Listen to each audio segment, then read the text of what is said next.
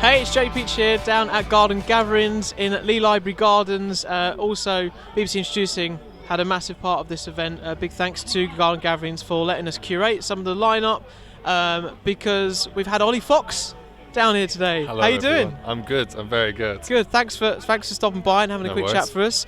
You were on stage about an hour or so ago. How was it for you down here? It was You love the great. setting we're in? Yeah, very, very nature vibes. Yeah. And nice to be back in Essex. Yeah.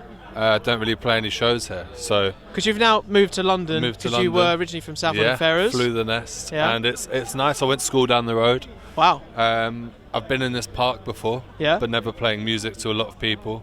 So that was fantastic. to be Wow, so honest, it's come yeah. like almost full circle. Full circle moment. yeah. Amazing. Really good. You are someone that really takes care in their craft, not just in your music, but everything that goes around that. Yeah, We know man. how important that is nowadays for getting your music out there. And for one of the singles, Honey, you played in your set here today.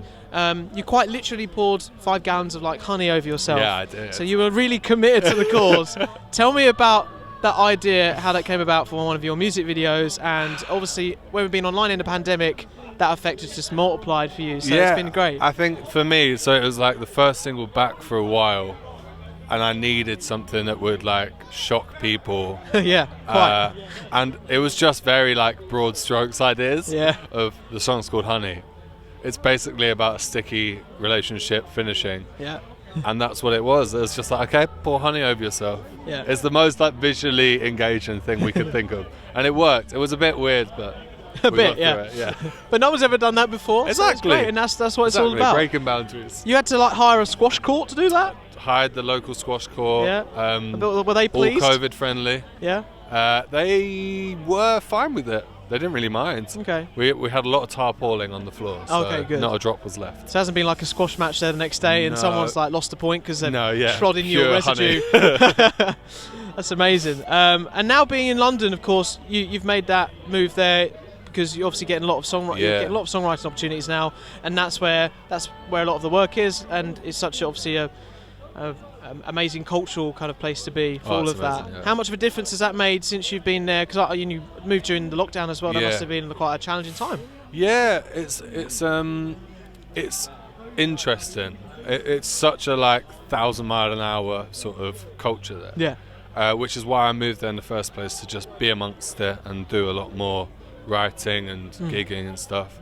But coming out of lockdown, I'm sort of seeing this like big beast like whir up back to full speed, which is really cool.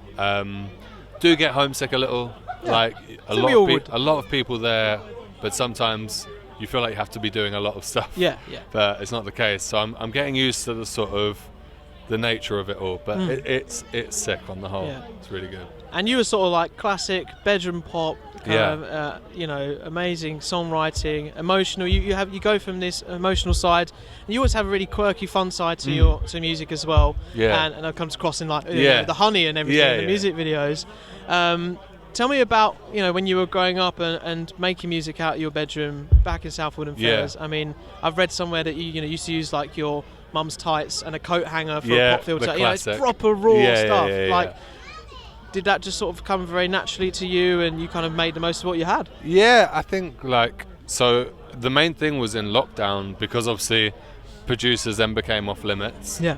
Everyone became off limits, so I had to write everything myself and learn how to produce and do the job that I've never been able to do. Yeah.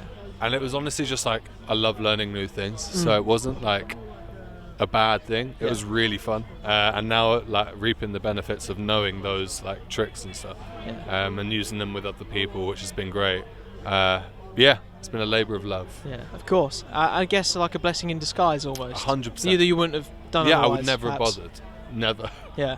Which is nice. So now I've got that like string to my bow. Yeah. This is cool. And it doesn't mean to say that producers are, still not useful, but now you've found what works for you.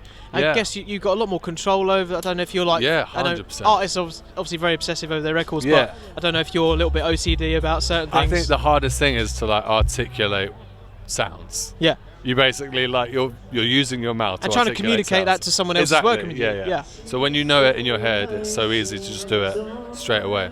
Yeah. It's great. Amazing. Well, we've got a sound check going on behind I was us, gonna say, and I it's can probably hear going to it. cut in on us. Quickly, before we finish and wrap this up, look to the camera. Where can everyone find your beautiful stuff that you're working on? So on social media at Oli Fox Music, which is OLIFOX Music, and then the same on Spotify is just Oli Fox. Simple as that. Amazing. Thank you, Oli Fox, for stopping by here at the Garden Gatherings.